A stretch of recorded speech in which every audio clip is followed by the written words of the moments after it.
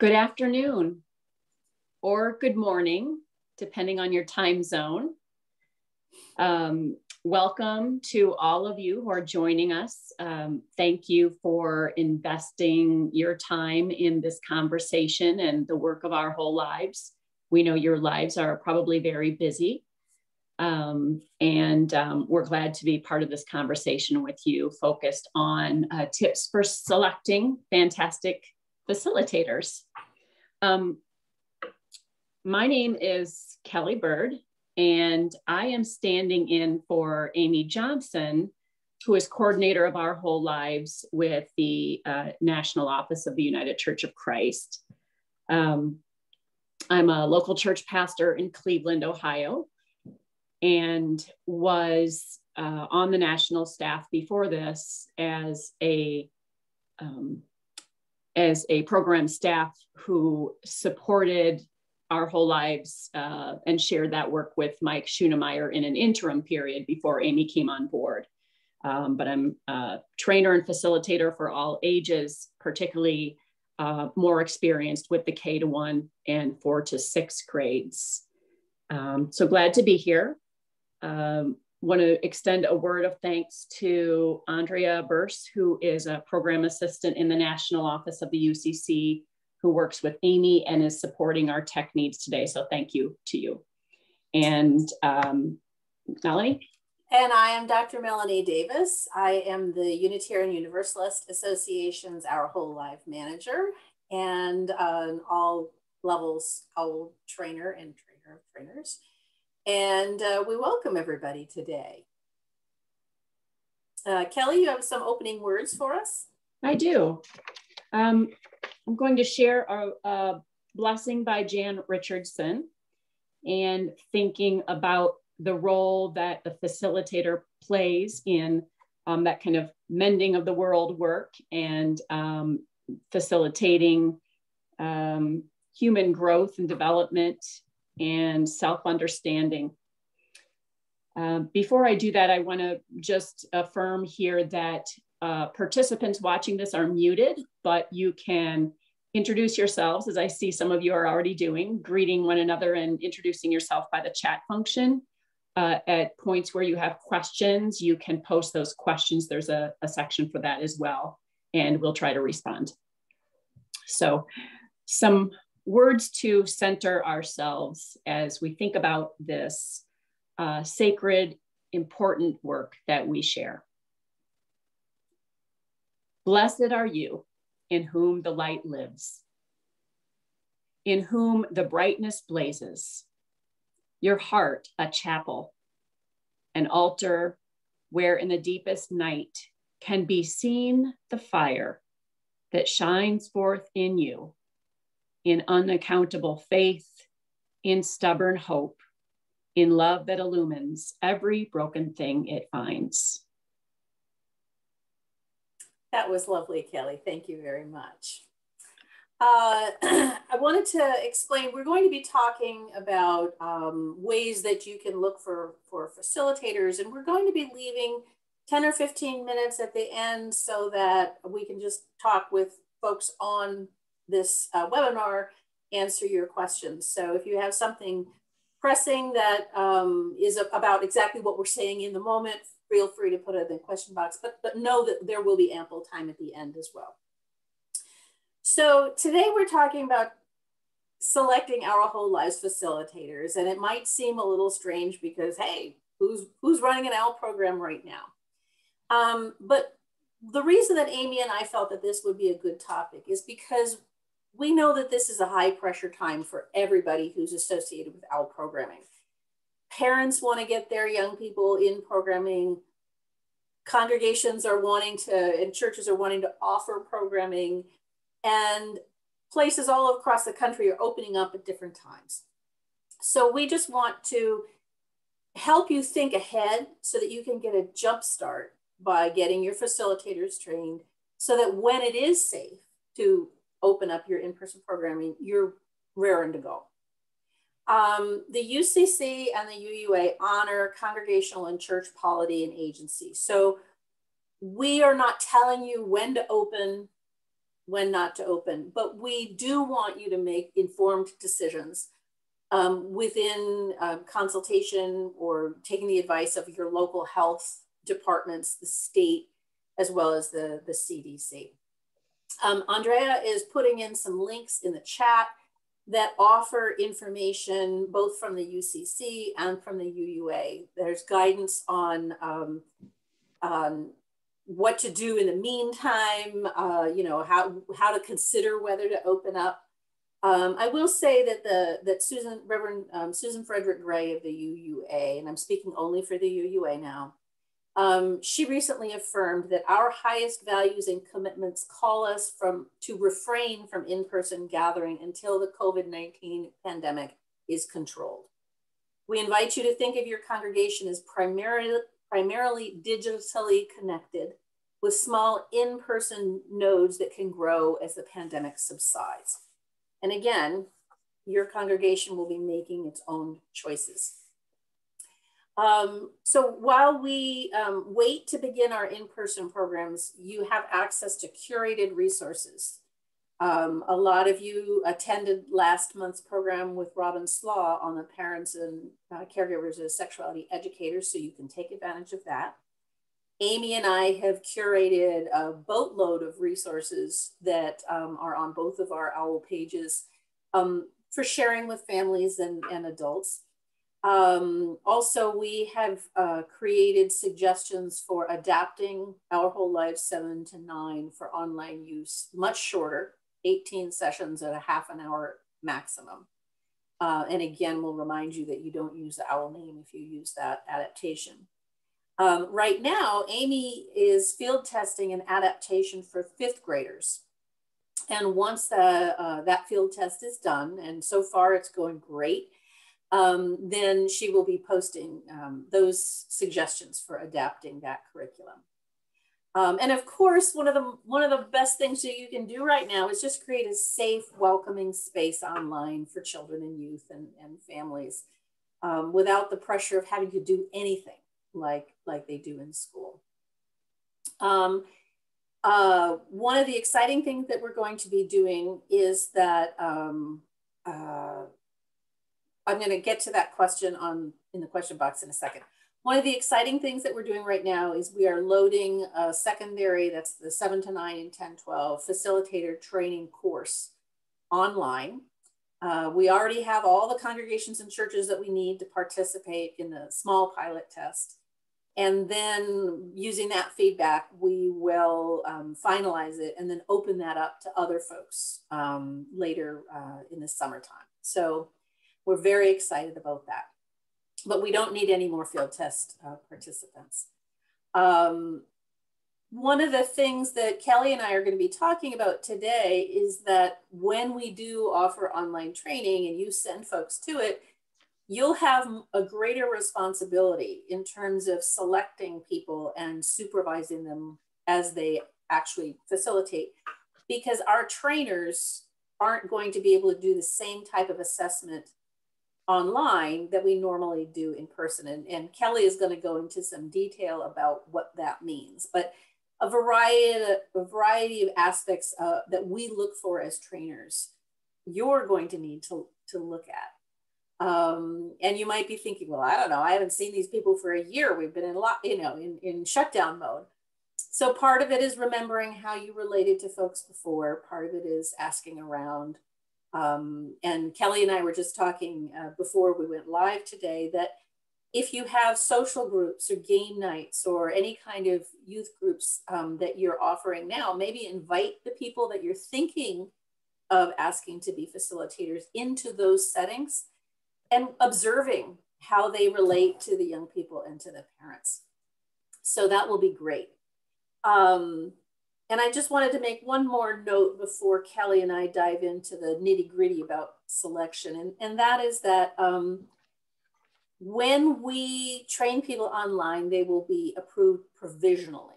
That means that they're not fully approved.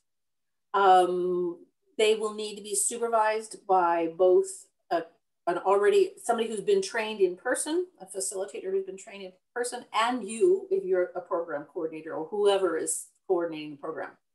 So there'll be sort of 2 levels of supervision. And then after they have a chance to co-facilitate an entire in-person program, not an online program, then whoever's coordinating and supervising can contact us and let us know, hey, this person succeeded. Please change their setting from provisional to approved. Or, you know, it didn't really work out, in which case, you know, we'll either keep them as provisional or we'll change them to not approved. So, so let's dig in. Andrea is going to be posting a link in the chat box for the rubric that Kelly and I are going to be going through. And so you have access to that once we're done. And of course, this will be archived.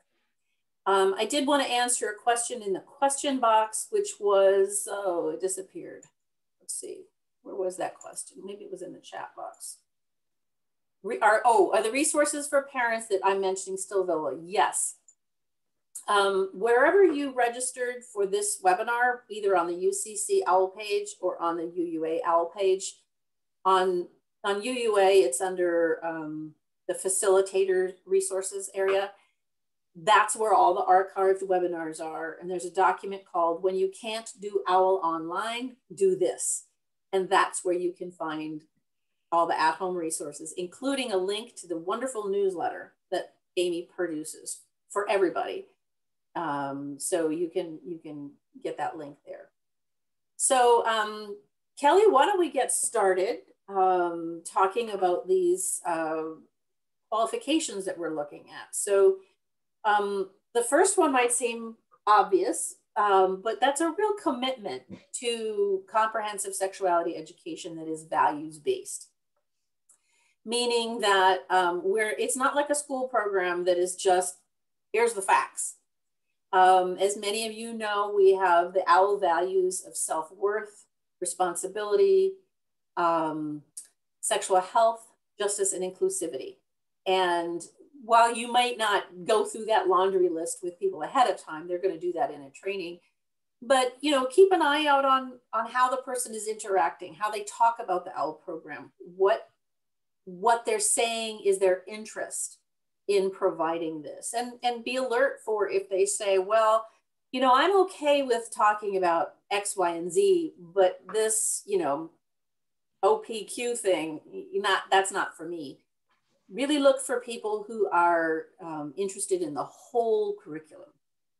And also folks who haven't expressed any concerns about their own sexuality. That does not mean they can't have sexual trauma in their past or sexual adventures and stories in their past. It just means they need to be able to separate that from what they might be bringing into your Our Whole Life setting. Kelly? So a second criteria is ideally we're looking for people who are experienced, skilled, and comfortable with the age group and its developmental needs that you're looking at facilitating in Our Whole Lives class for. So the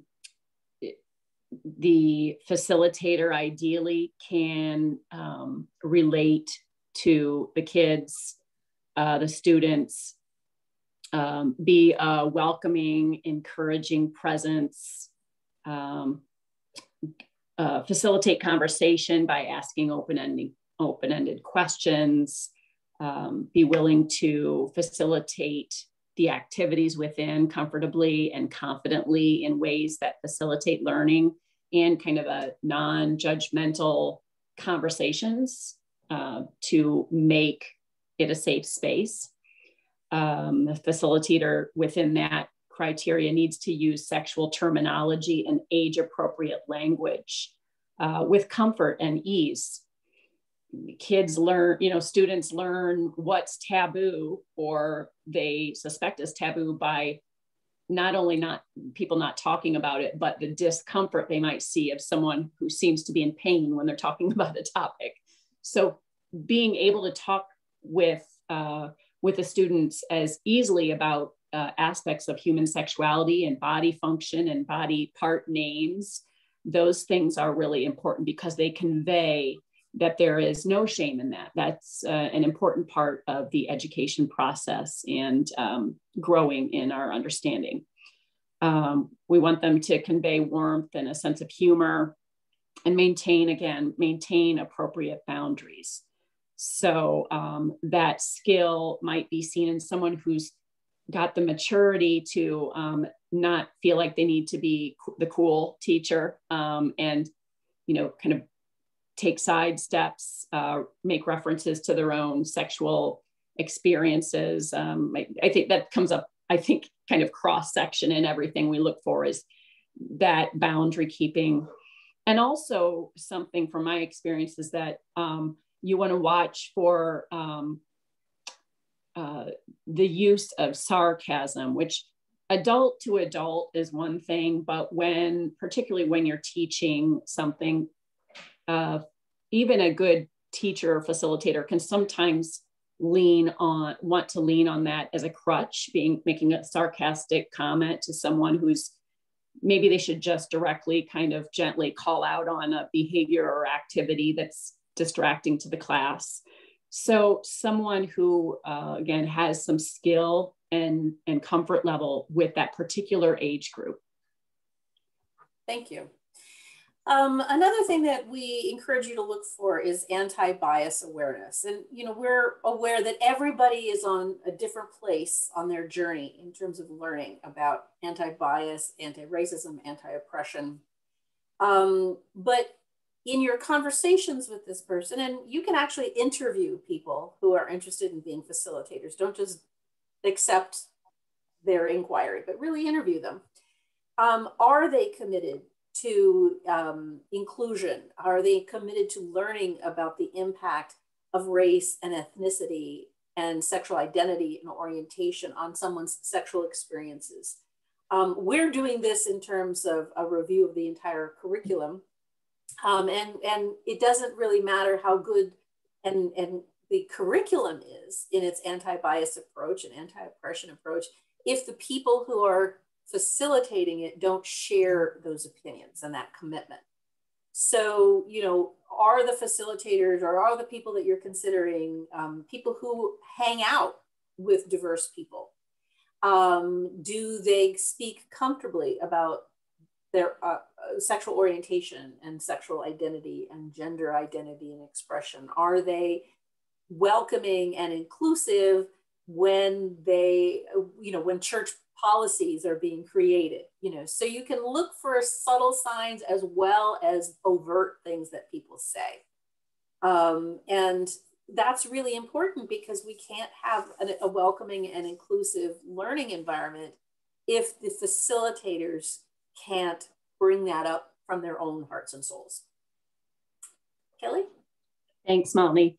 I would add to that from my own experience. Part of that anti-bias awareness is, for me, when someone shows the humility and acknowledging what they have yet to learn even, and conveys that open-mindedness that there are aspects of human sexuality, relationship, and diversity where we have blind spots or where we have growth to do, that is part of it as well, that mindset. Mm-hmm. Yeah.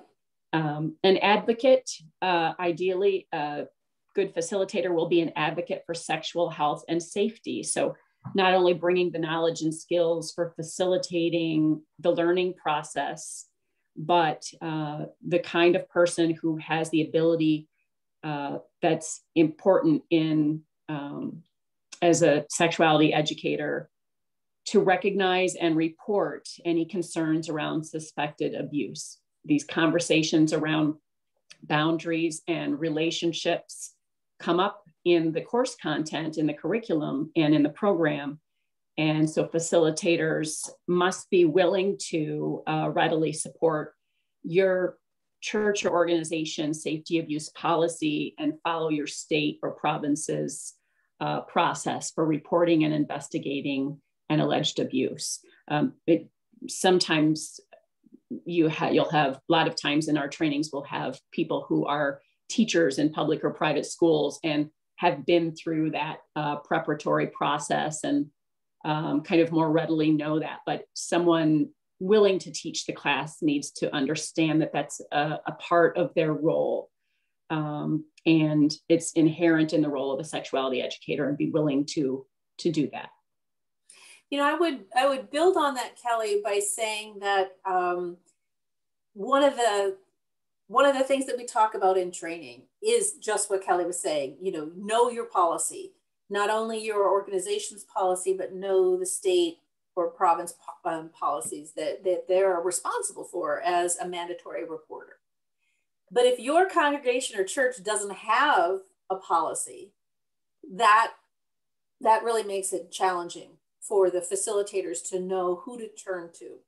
So now might be a good time to work with your boards or whatever the structure is within your organization to make sure that you have safe church or safe congregation policies in place. For example, Our Whole Lives is written to be facilitated by at least 2 trained adults. And many UU congregations follow safe congregation guidelines. And Kelly, you can speak to safe church policies, but ours are that you never have one adult with a child or even with a group of children. You don't have a couple that's married co-facilitating unless there's a third adult in there. And that's for the safety of the participants in the program. It also protects the facilitators from perhaps stories being told, or, well, that person said X and the other kids, chime in. So there's a reason for these policies, but, if they're not in place, you at least have to clearly communicate your understanding of what the facilitator needs to do if they have concerns. So there's that. Yeah, I would agree, Melanie. There's within ours, it's often the language, at least the one that my own church uses, and I think it's taken from the United Church of Christ template, which is 2 unrelated adults for any activity with minors, and both have been trained and instructed on the safe church policy in terms of reporting process, who you report to, and they've both been background checked as well. Yeah, I would encourage people also to, if you didn't attend the workshop on anti-racism and OWL, I would encourage folks to watch that, because there was some discussion about mandatory reporting and how it can impact families of color.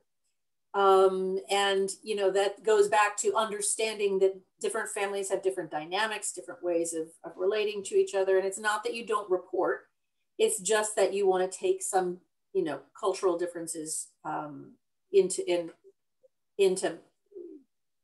your discussion with whoever you want to report. So another characteristic that you want to look for, and Kelly touched on this earlier, is the person's ability to build rapport. First and foremost with the people in Resolve, all the webinars are archived in the same place. So you want them to not only build rapport with the people in the program, but also with their co-facilitators, with you if you're a program coordinator, because you need to be able to work with them in terms of scheduling, buying supplies, setup. It's really important that they express willingness to work with the parents and caregivers of the people in the program if you're doing a program for people younger than 18. And also within the community, because the success of your program often rests on how welcoming the church or the congregation is to owning this program and being proud to offer this program, and perhaps even expanding it into the community. So you need people who will be good ambassadors, as well as having good rapport with the participants in your program. Next one, Kelly. Okay, so another aspect of a good facilitator and what we're looking for is someone who's a dedicated learner and facilitator. So I think, again, that humility and that recognition that we don't go through one training, but we are kind of committing ourselves to learning about human sexuality, which is constantly changing with research and language and slang and trends in age different groups. So it's not only becoming really familiar with the program content that we'll be facilitating, and doing the work with of preparation and thinking through roles and how you support one another with your co-facilitators. But a great facilitator is someone who's willing to listen and learn from the students as they teach, so that the students bring wisdom and experience of their own that contribute to insights that we might help us, perhaps can help us to grow in our role and our understanding. From conversation with the parents and guardians who may bring concerns or information or insights about what their children struggle with, what they talk about at home, that help lend insight to your approach and what you see going on in their lives. But also, I mean, I was thinking of training that I did, let's see, it wasn't last year, 2 years ago in November, and doing a training of facilitators. And just as an example, some of the language that we used to use around biological sex then changed to assigned sex. And every time I look at doing a training, I revisit what is, what updates has, have Melanie and Amy and our resources provided, and what news and research and language is being considered or used. And so it's really committing to be a student, recognizing that it's a constantly changing, evolving area, and that there might be things we did in a training last year that have shifted a little bit in how they need to be acknowledged. Yeah. And I would add to that learning can include attending these webinars, and we have a host of other webinars that are on our RE pages that introduce new content when revisions were put out. It could also be learning of how to be anti-racist, and learning the impacts of white supremacy culture. So there's all sorts of learning, as is, check out TikTok once in a while, or Snapchat, or the different apps that young people are using, so that when there's conversation during the check-in times, the facilitators have a clue what is going on in young people's lives. A huge part of our trainings, and this goes back to what I was saying earlier about the role of facilitators who will be supervising incoming facilitators and for program coordinators, is to assess boundaries. Is this a person who is very, touchy-feely? And it doesn't even have to be inappropriate touching, but somebody who's always patting somebody else on the back or tapping their arm or whatever, or immediately goes in for a hug. That's the kind of behavior that when we're actually leading an in-person training, we look out for, because it's not appropriate for adults to be randomly touching children, even in a friendly way. It's not appropriate for facilitators to be, actually, I would say for any of us. None of us should be touching other people without permission. So we want to make sure that there are those physical boundaries, but also personal disclosure boundaries. So these programs are about the participants, whether we're talking about a kindergarten program or whether we're talking about 80-year-olds in the program. The program is for the participants to explore and experience their own understanding of, enjoyment of, and learning about their sexuality. The facilitators are only there to help guide that process. So, we don't talk about, we might say, hey, yeah, I went to a really cool movie this weekend, but we're not going to say, and then after that, we snuggled on the couch. That's not what this is about. So you need to select somebody, you need to be someone who is okay not sharing personal information. That's really, really, really important. So this is particularly true about the adolescent levels, because Well, I'll give you an example. I did a program recently, and the host of the program, it was not an OWL program, but the host of the program kept trying to fill the space, the void, when the young people weren't quick to answer. The person that was leading the program with me kept jumping in and saying, well, when I was your age, I would have liked to have this information. Or when I was your age, and I was trying to date. And you could just see the young people on Zoom zoning out because they don't want to hear about their facilitators' sex lives, experiences, what life was like 20 years ago. They're dealing with what's going on now. So when you're being a facilitator, when you're choosing a facilitator candidate, be really clear that those people understand the importance of those boundaries. Okay, Kelly? So I give a shout out to Ann Hansen, who was the person I co-trained with a couple of years ago, that training I was talking about, where someone in that training was researching a lot of trends in human sexuality and had a lot to add to that conversation. The next one, and Ann gave a little indication of this in the chat box, is ideally a person of faith who is a person respected by the congregation, known to people, and feels comfortable talking about that connection between spirituality and sexuality in the context of, whichever congregation or faith setting they're in, that you're working in.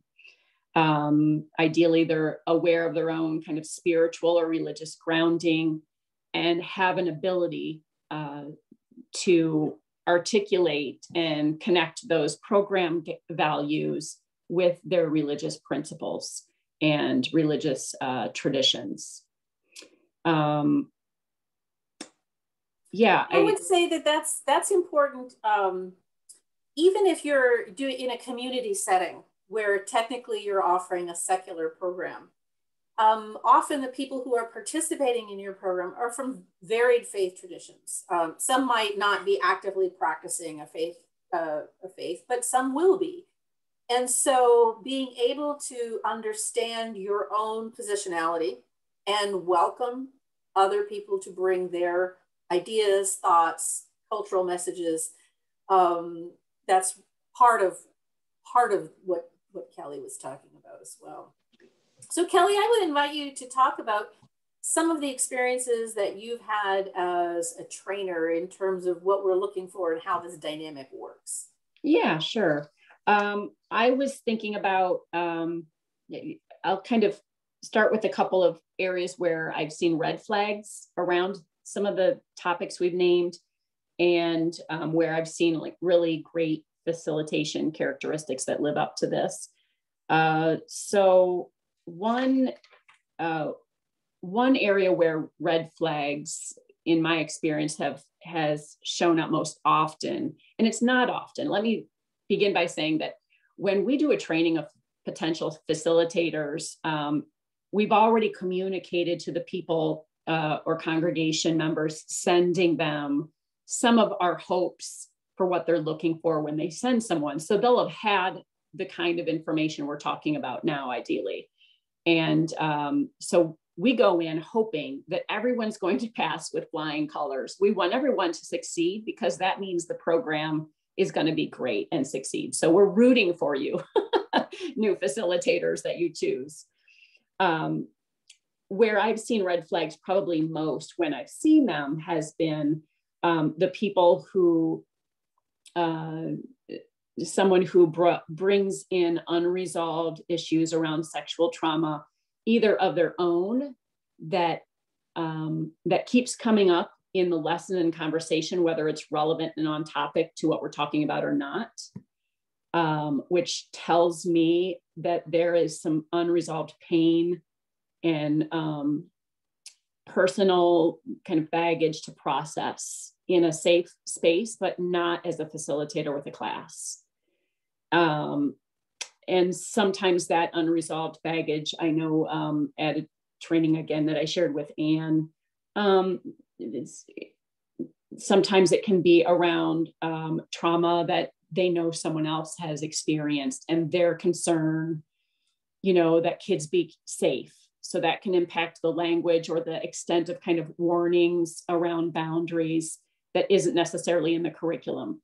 And sometimes we see that when we're doing the training, and we see that kind of leaking out a little bit, that heightened concern or fear that is understandable, but that they might need to process somewhere else to be sure that that doesn't impact their ability to be to facilitate learning about boundaries and learning about human sexuality in ways that are adding information that is not age appropriate or not necessary, to the students.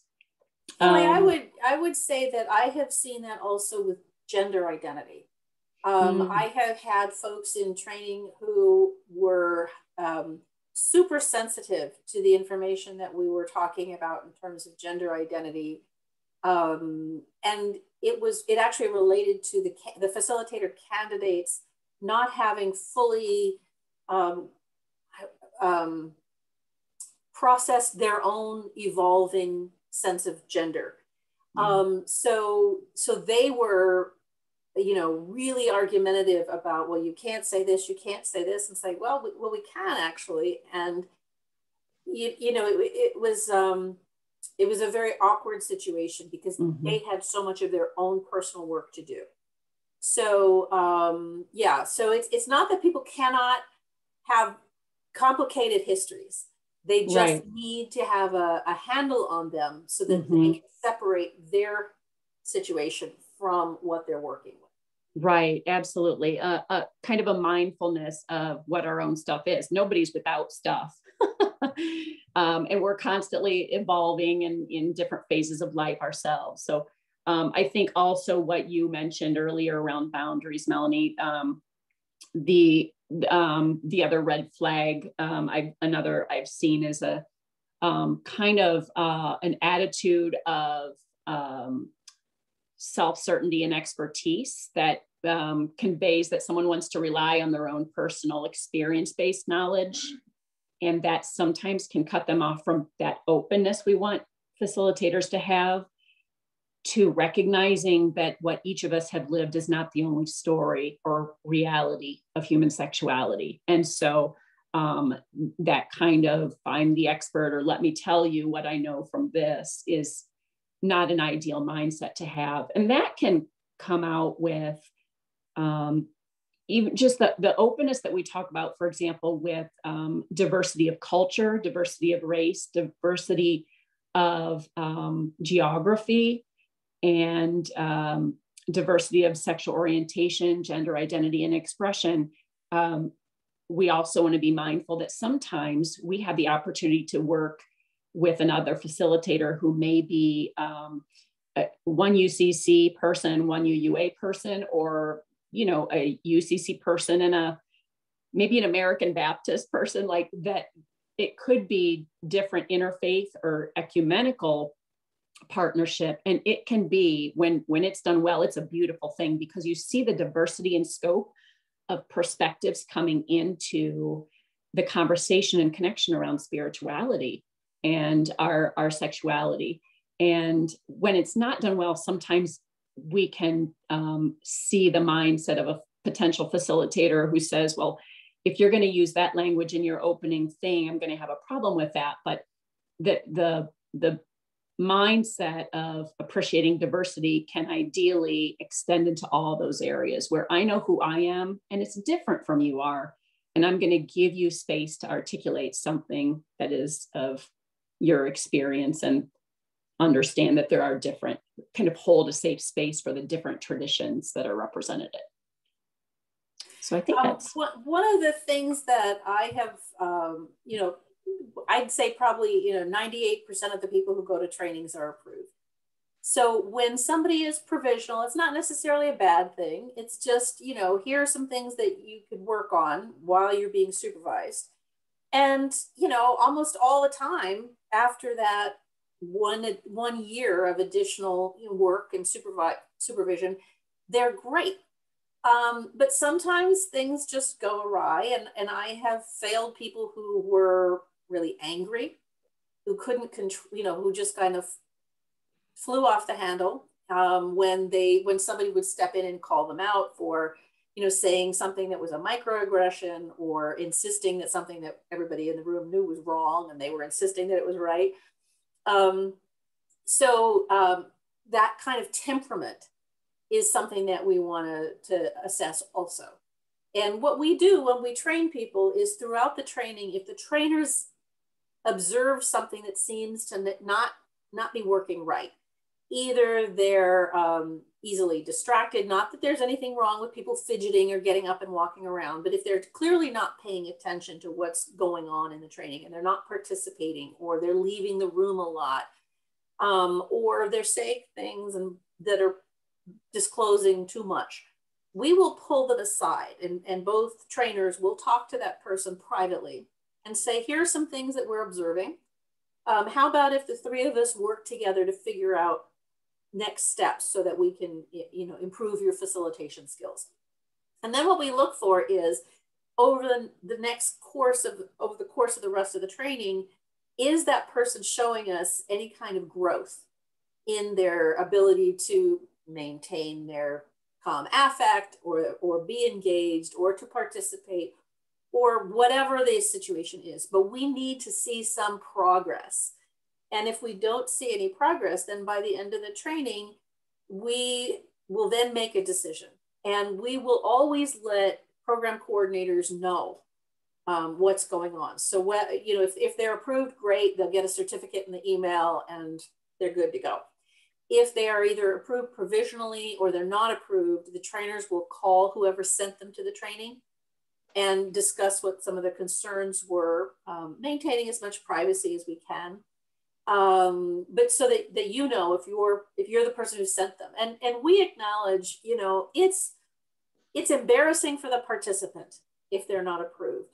It can be a financial challenge for the sending church or congregation, because you've spent money to send them to training and suddenly they're not going to be available. We know that is a challenge. That's why we work so hard to help people make it successfully through these programs. But understand that if they aren't approved, there's a real good reason for it. So we're going to open up the floor to questions. And I did want to go over the 5 tips, because we promised you 5 tips. So here they are. One is talk to your congregation, get recommendations from the church staff or the congregational staff, the minister, pastor, other parents, other religious educators in your organization. Just talk. Who bubbles up when you think of who might be good at this? You can also talk to parents who've had their young people in programs, and like, who did your kids really enjoy interacting with? So doing some research. The second one is talk to the person, interview them, observe them, assess their compatibility with the criteria that Kelly and I just went through and that you can access on our website.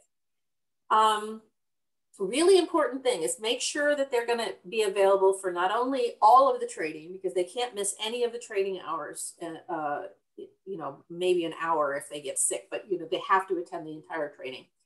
And also they need to be at the parent orientation, or maybe there's 2 of them in your setting, you might need 2 of them, and all of the sessions that you've scheduled them to facilitate. So some congregations and churches have like 4 people, that's fine. But you want to make sure that they're really committed to being there for all of the things that they're signing up for. The other thing is we highly recommend background checks. And your church or congregation will have its own policies regarding that, but it's a good idea to do a background check with anybody who's working with young people. And then the last one is to trust your instincts. If you are talking to this person and just something is kind of tickling the back of your mind saying something is not right, then don't select them. And it might seem like it feels awkward to just say, I don't think it's going to work out, but your primary responsibility, if you're coordinating a program, is to the health and safety of the participants in your program. So don't take any chances with that. Trust your instincts. So, so now we're going to open it up. Let's see, there's a question.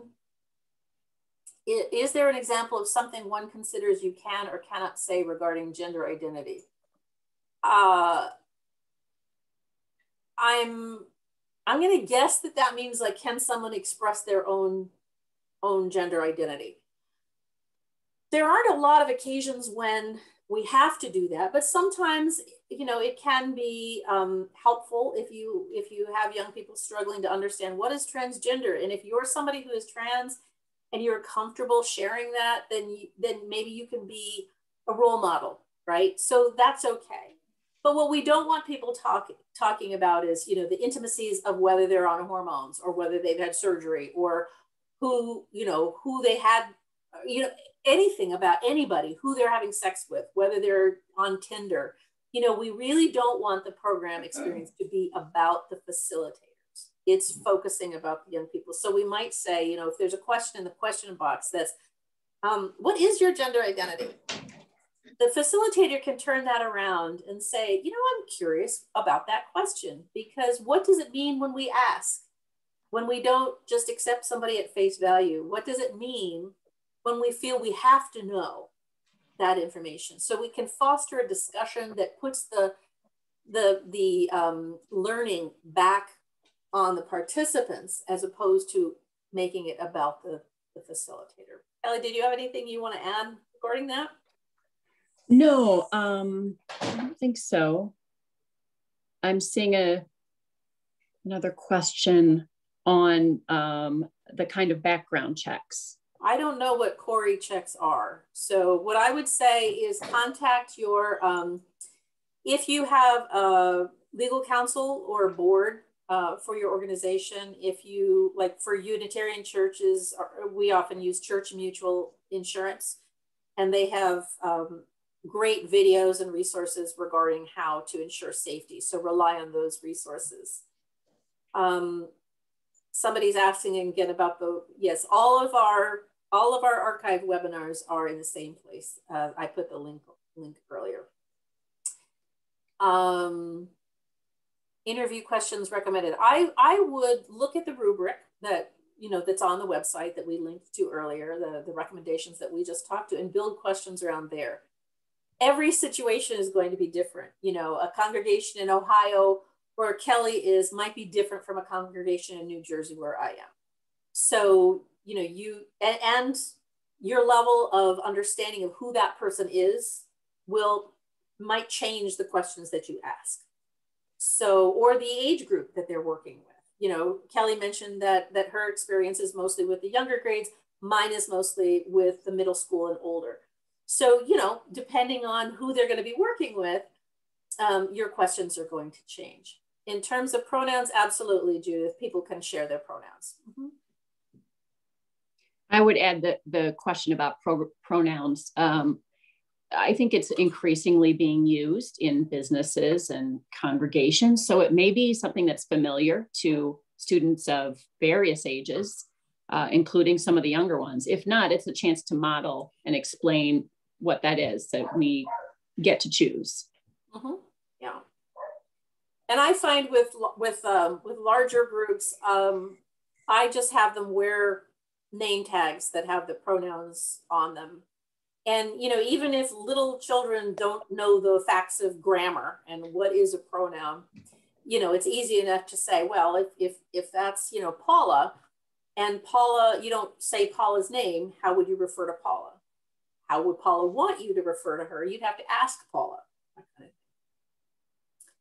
Asking for pronouns can be uncomfortable for some folks. So you can model that by inviting people to use their pronouns. Also, one reason it can get uncomfortable is, especially with teens who are still exploring their gender identity, is, you know, we don't often in our whole lives, actually, we don't ever ask people to put a line in the sand about this is, you know, this is who I am and I'm always going to be this, right? So you might have some young people who feel very firmly that about the pronouns that they use. They might be somebody who's gender fluid, who says, you know, I'm going to use he, him pronouns today, and then the next week they use she, her pronouns, or they pronouns, or here, or z. Go with the flow. The benefit of having new name tags every week is that people can put what they want. And if they don't want to disclose, they can just put their name down. One of the things that is important, though, is to offer the invitation to everybody. It's very awkward to be, for example, I go to the National Sex Ed Conference, and you know, you're in person, and sometimes the only people who were putting their pronouns down were the people who were not cisgender. What we want to encourage is that everybody is part of that party, the pronoun party. Everybody has an invitation, so that that there isn't anybody being othered by labeling themselves when other people in the room are not. Yeah, that was a good question. I think that's just one that you might think through based on your particular demographic and group. And our congregation thought about this with our own name tags for everyone coming into the church that we use, and just opted with some of the same possibilities of comfort, discomfort, appreciation, that we'd invite people to do it, but not mandate it. So maybe a different approach than another congregation would use. Mm-hmm. There was a question about age minimums, and that's a really good question. So thank you for asking that. For the UUA, if you're going to be working in a UU setting, we have an age minimum of age 25 if you're working with the elementary or the secondary levels. But if you're working with the young adult on up, you can be 21 and older. And we do that because we hope to encourage people to be peer educators on college campuses. So 21 seemed a reasonable age. The UCC age minimum and the age minimum for folks that are like in secular and community organizations is 21, or at least 4 years older than the oldest participant in the class. So if you're working, you know, if you have people in your high school program who happen to be 18 in a UCC setting, you'd want somebody who's at least 4 years older than that. And, you know, that's part of the UUA reasoning is that we have youth and young, we have guidelines for working with youth and young adults. And so we are following those guidelines. So if anybody needs to have sort of the official justification for that, you can look on the UUA website for guidelines for working with youth and young adults.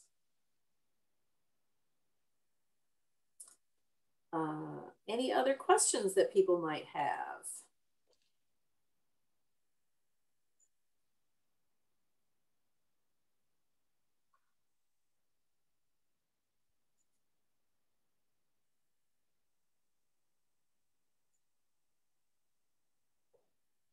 Somebody noted that a Corey report is a criminal offender record information, and that's in Massachusetts. Might be elsewhere too, but that's what it is in Massachusetts. And I believe some congregations or denominational resources might include their insurance board or insurance provider may have guidelines for background checks or suggestions. Oh, so the question was, is there an age maximum? No, there isn't. You know, I have trained people who were in their 70s who wanted to be Our Whole Lives facilitators. And my feeling is, and that was for middle school kids. And my feeling is that, you know, if someone from their program trusted them, did their due diligence, found that the young people liked this person and that they were relatable, great. I'm not about to be ageist and say, you know, there's a certain age when you tap out.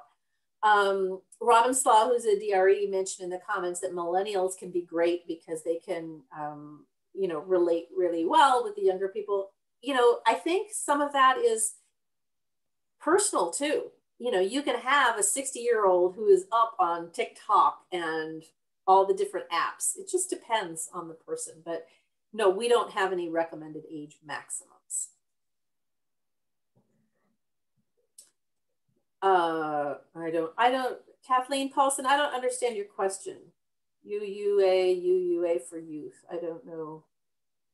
What to clarify what I was saying. So, so you have to be 25 if you're going to work with the kindergarten, first grade, 4th through 6th grade, 7 to 9, 10, 12. So if you're working with any of those for in a UU setting, you need to be at least 25. If you want to do the young adult, or older adult, you can be 21.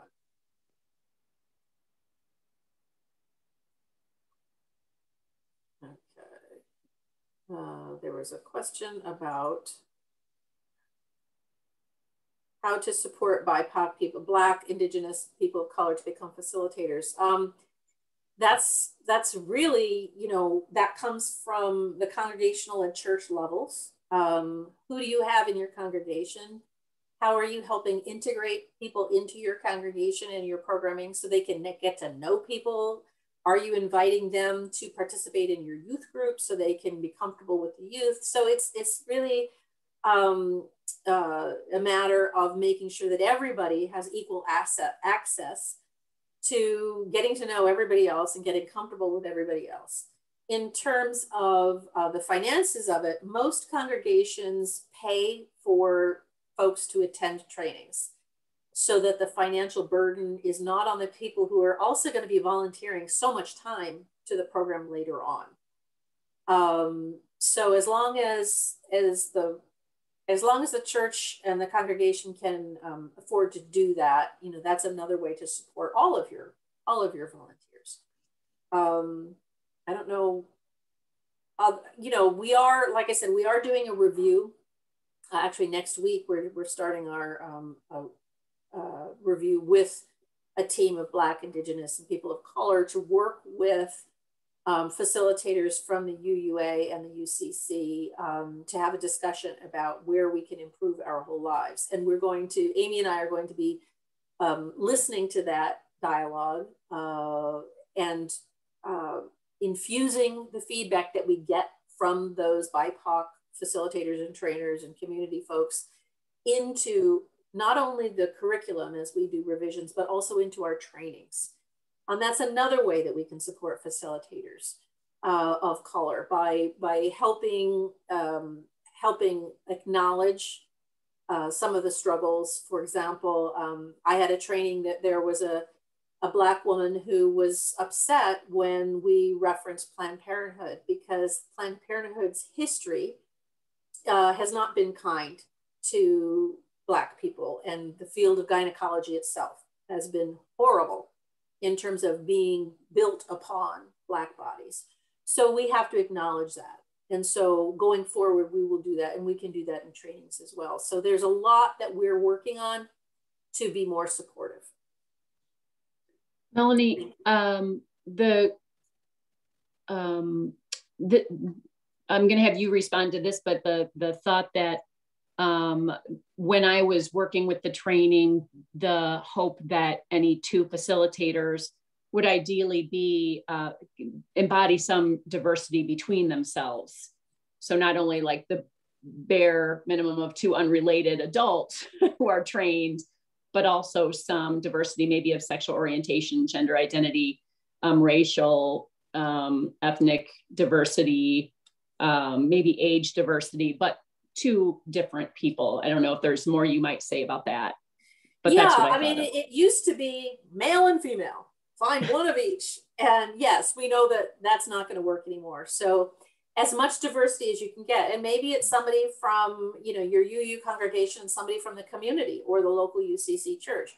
Maybe it's an older person and a younger person, or an abled person, or a disabled person, or a neurotypical person and a neuroatypical person. So neurodiverse person. So any kind of difference is great. But on the other hand, if all you have is two people who happen to be very similar, it's better to offer our whole lives with those two people than to not offer our whole lives. So strive for diversity in any way that you can. But above all, offer our whole lives. There was a question about where to find those guidelines. What I will do is, I can't find it while I'm on Zoom. but I will post the link on the page that has the characteristics of how, what to look for, that link that we posted earlier. I will post the link on that page so that you at least have the UUA guidelines, and perhaps Amy can share in the newsletter a link to the UCC guidelines. Okay. Thank you all for attending today. And if you have any questions, you can write to Amy at owl@ucc.org, or you can write to me at owl@uua.org. Thanks for coming today. Bye-bye. Thanks.